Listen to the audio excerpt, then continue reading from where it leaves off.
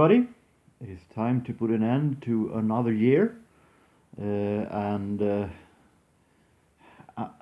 it maybe one of the most overused phrases right now is this strange year 2020. But it's hard to deny that actually that is a fact. It has been a strange year. And though, of course, it will be a year in review as usual, it's going to look a little bit different than it used to do. I'm going to have a chart of the best findings of the year. But the statistics are, I haven't done any statistics over the finding this year because due to what has been going on during the year with you know what, I have been stuck with mostly the same 2 or 3 places to buy records, which has their styles and so on.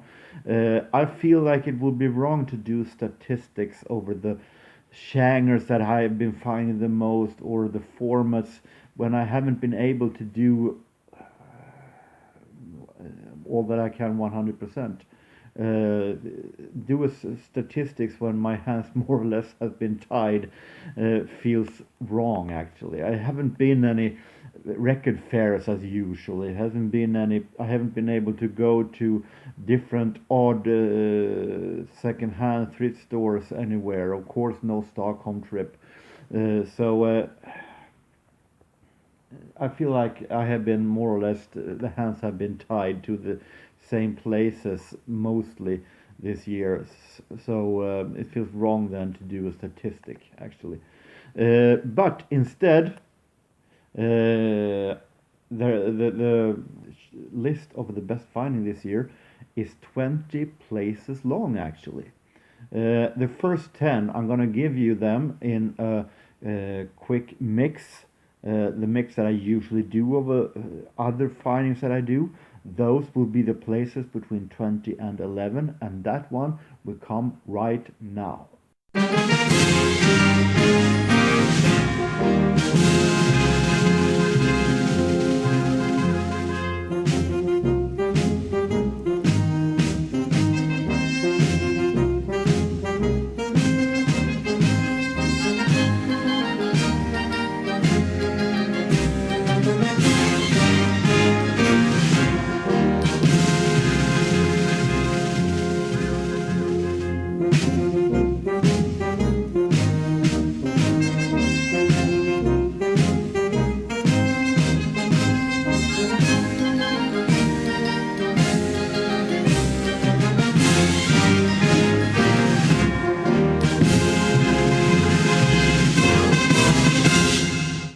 So those were the best findings underneath top 10.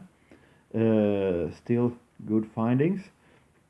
And since it hasn't been any record fairs or stuff like that to be able to find all these more odd stuff,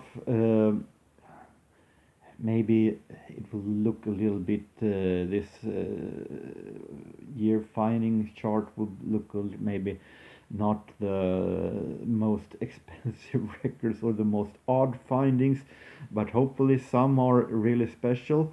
And still, I have bought a pretty great deal of records, more than I actually thought when this whole thing with COVID started. So I haven't been actually without records. It's only that I haven't been able to find all this deluxe stuff that I actually do on the record fairs. But I guess I can feel pretty much satisfied anyway with the record buying 2020 after all. So let's start with number 10, which is 2 records. I bought them in two different occasions, but I bought them at 2 different places also for 2 different prices, but they're part of the same series, so that is why I put them together as in the same place. I'm talking about these Count Basie releases on Jazzotech. This volume 1, 1936 to 39, The Count and the President, and the one I found in the beginning of the year, volume 6, 1946, 1950, 51, the orchestra and the octet. Really nice and fine and great Count Basie releases. Both, of course, double album set. This one with the orchestra and the octet, as it says, but also with Count Basie playing the organ. This one also with small bands, but also with big bands. Really great tracks. A lot of that I didn't have before, so I'm really happy for these ones. So of course they're going to be on a high place on this chart. Put them there maybe. Number 9. One of the best findings for the best price, might say. It's going to be higher up also, those with us in the same category. I'm talking about a box set with 4 CDs with a singer that I hadn't heard all that much with. I've heard of her, I've heard some songs of her in my younger days on the jazz radio in Sweden. But now I managed to get my first records with her. I'm not going to say that she is the best singer. She's no Sarah Vaughan or Ella Fitzgerald, but she is an okay singer. But what was great was the arrangements in the back of her. I'm talking about this box set with singer Lee Wiley. This 4 CD box set that I paid only $1 for. And with orchestras featuring Bunny Berrigan, the Dorsey Brothers, Joe Venuti, Glenn Miller, Benny Goodman, Bud Freeman, Fats Waller are in some songs, Eddie Condon, Maxie Spanier, Jack Teagarden, you name it.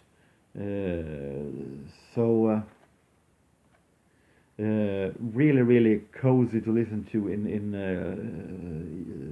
some evenings actually. So number 9. Number 8 is a very special finding that I did at Erikshjälpen. Normally I'm no person who enjoys autographs like that. It's only a hand sign of a person who happened to have been famous for what he does.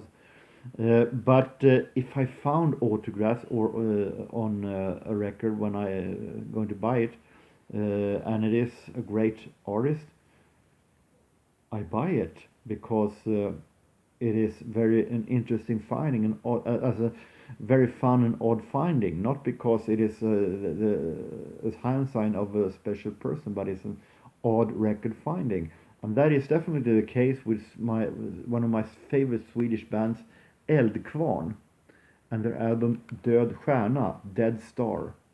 And the great thing about it is that it is an album with one of my absolute favorite bands that I didn't have, and it is signed with all members of the band, including the famous singer Plura. And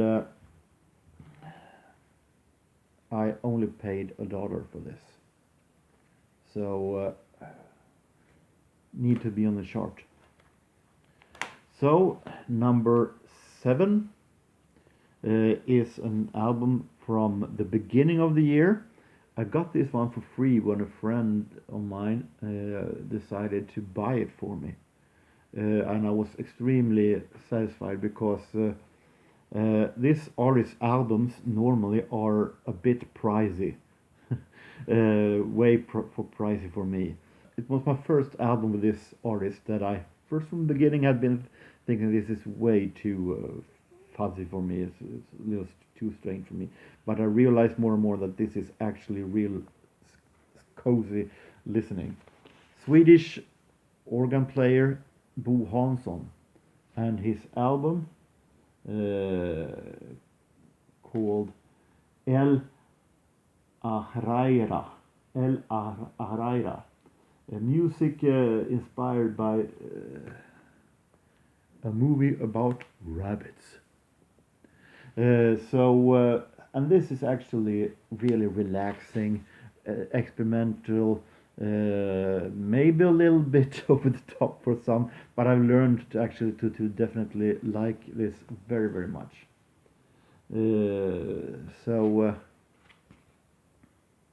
Number 7. We have at number 6. You might be surprised there are actually one genre who is have a huge part of this chart, and that is a genre that or a time that I actually don't collect, but I managed to find some really great stuff with this year, and that is the 60s. 60s soul. I don't collect for a number of reasons. One is place. I already collect 70s, and that is my main priority. And some 60s soul is a little bit stale in my opinion, not my stuff, as I do prefer the more cozy 70s. But there are exceptions, and those exceptions have been riding high this year. First of all, in the beginning of the year, I found this one that was a real amazing record. Diana Ross and joins the Temptations.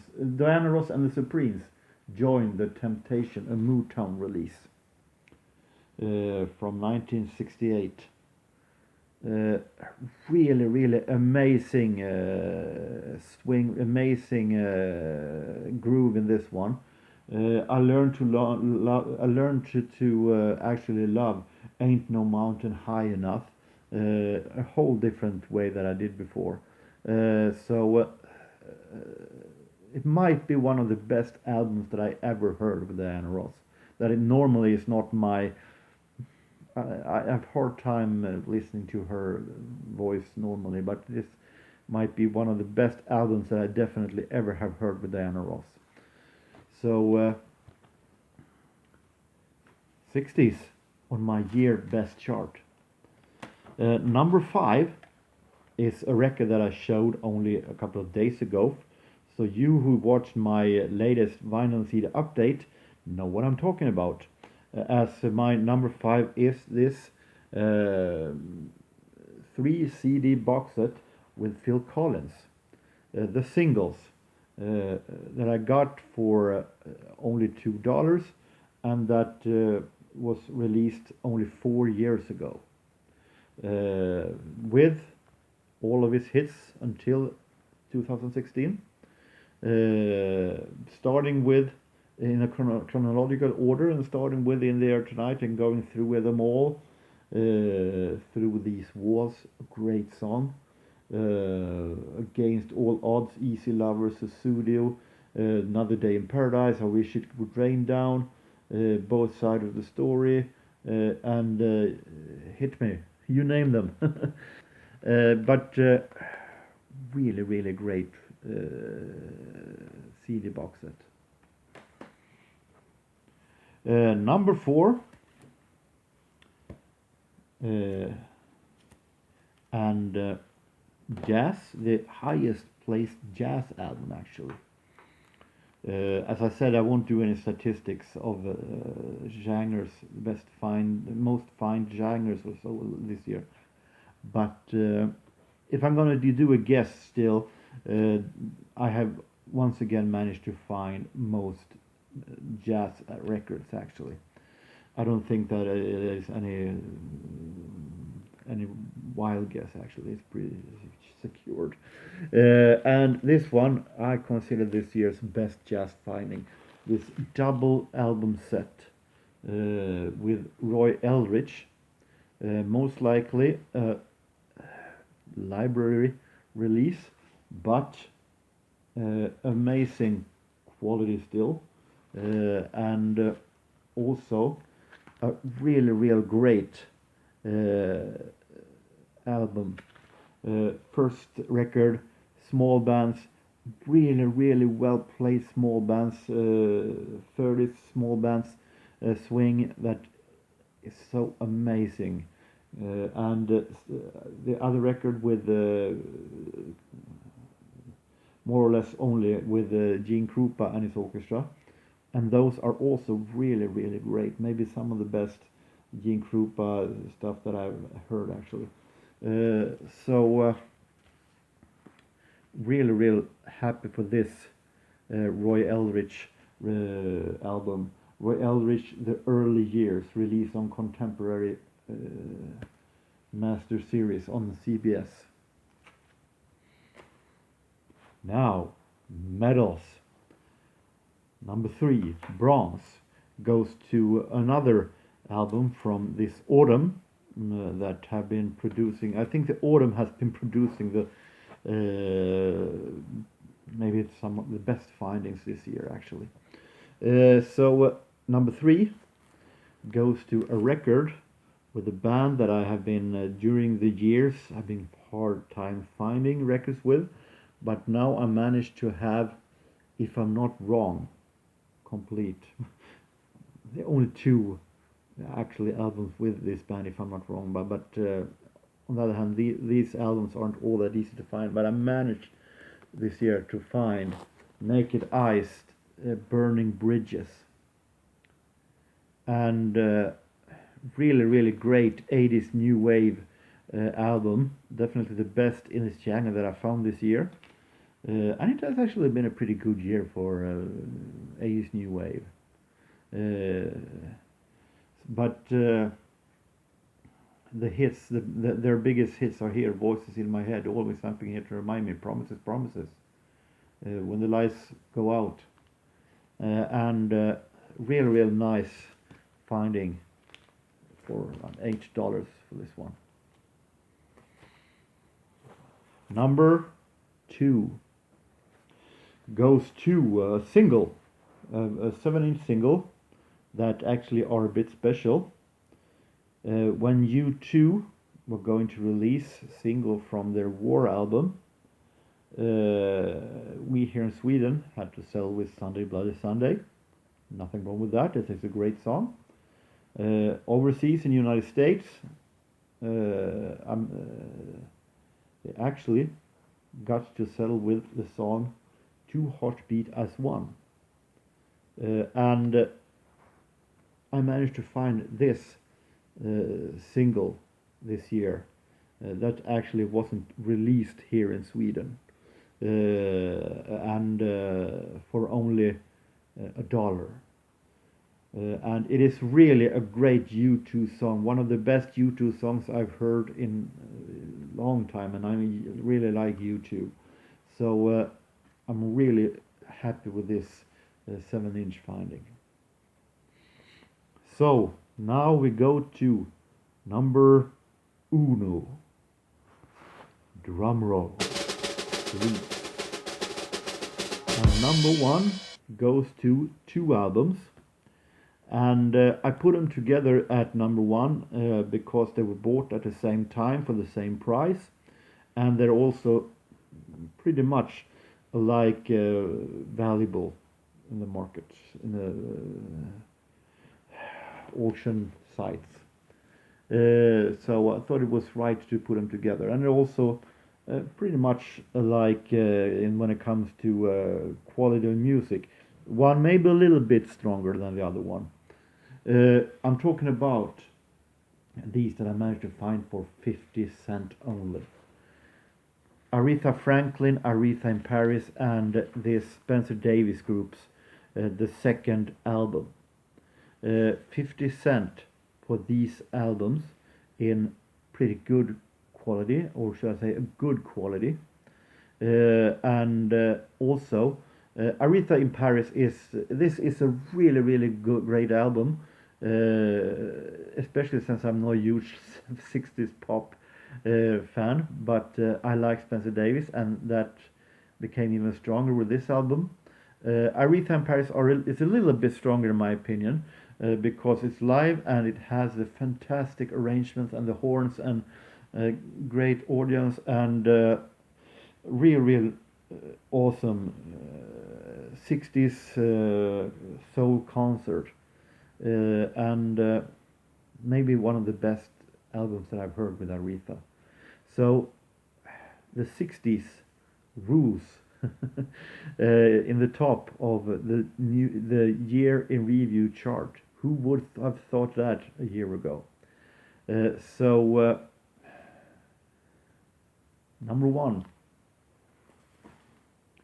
So with that, we can put the end of the finding year 2020, with exception from some that I managed to find now in the days between Christmas and New Year's Eve, but I will take them in the next Vinyl CD update, the first one for 2021. So with that, let's hope that 2021 gets better when it comes to findings, well, in most cases. So until next time, I wish each and every one of you a very happy new year. Take care and see you in 2021.